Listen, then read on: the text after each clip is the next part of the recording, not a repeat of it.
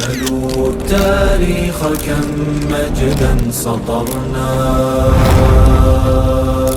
على صفحاته وبه تغنى. له هغه وروسته چې دغه سیکولریزم اسلامي هیوادونو ته ولې انتقال سو، علت یې څه و چې اسلامي هیوادونو ته دا سیکولریزم انتقال سو؟ په دې کې یو مهمه مسله دا وه چې هلته خو د اروپا کې هماغه مسایل وو.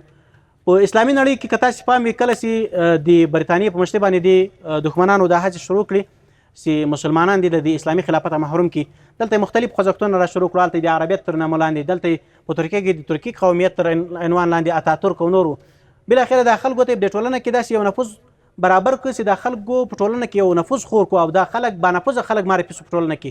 وروسته چې کله د اقتدار واګې د خلکو ترلاسه کړي، اسلامي خلافت یې ونړاوه، ټول هغه عمر چې د اسلامي شریعت له اصولو سره برابر و هغه یې لغوه کړو. په هغه ځای باندې بدیل هغه د ډیموکراسي قوانین او د اروپا قوانین هغه دغه ځای ته را انتقال کړه.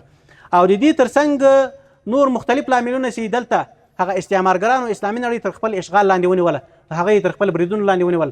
همداشان د مسلمانانو په اعمالو کې عقیدوي ضعف رامنځته یا مسلمانانو په عقایدو کې ضعف رامنځته سه، په خپل اصلي مسیر باندې پاتې نه سو.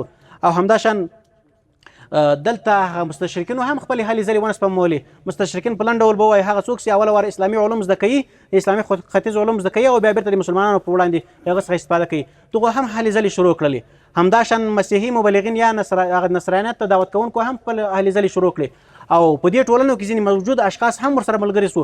او همداشان ځینې نور لاملونه د دې سبب سو چې د سیکولریزم اسلامي نړۍ ته شي سي انتقال سي او دې ته زمینه سازي وکوله. او حال دا چې د اسلامي نړۍ د دې لپاره هیڅ اماده نه وه چې سیکولریزم ته راسي او نه په خپله اډانه او چوکاټ کې د دې لپاره کوم ځای لري.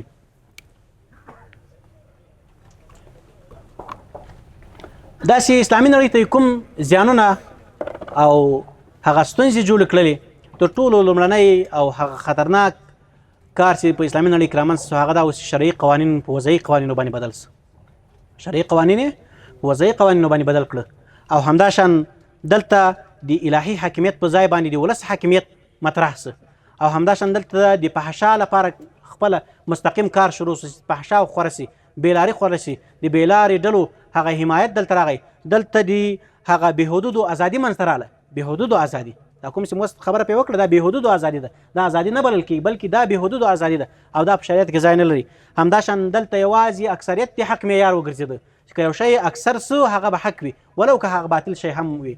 او همداشان دلته د هغه مسلمان جهادي تنظیمونه یا په اصطلاح هغه څوک چې د اسلام لپاره هلې ځلې کولې هغه یې په بدنامو نومونو باندې معرفي کول او د ټولنې ته یې بد معرفي کول، هغه ته د ډېرو مختلفو نومونو تر عنوان لاندې ټولنې ته وړاندې کول چې دا خو ډېر بد خلک دي، دا خو د ټولنې لپاره یو ناسور دي، دا ټولنې ته هېڅ درد او په غم باندې نه خوړل کېږي بلکې دا ټولنې لپاره یو تکلیف او بار او بوج دی د ټولنې لپاره. همداشان نورې مختلفې هغه د نامسلمان اقلیتونو تقویه د هغه زیانونه اوس د سیکولریزم سره په اسلامي نړۍ کې رامنځته سه. خو دلته چې د سیکولریزم سره رامنځته سه یا په اسلامي نړۍ کې خور سو یا په اروپا کې چې کله سیکولریزم خور سو له دې نه ډېره ګټه چا ترلاسه کړه؟ دا یو سوال ده چې دلته ډېره ګټه چا ترلاسه کړله.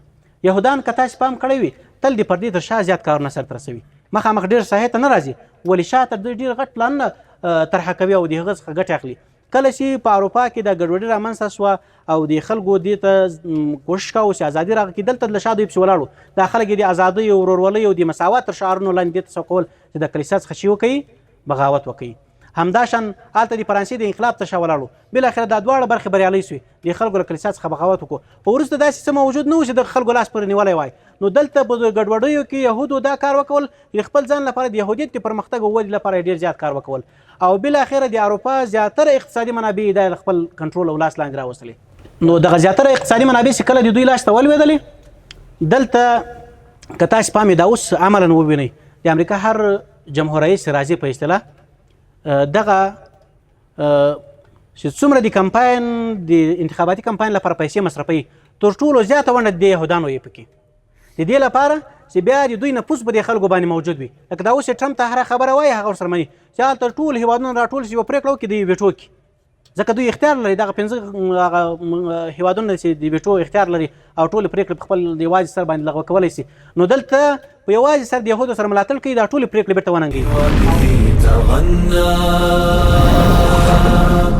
تهاب الأسد والضأن كرامتنا لأننا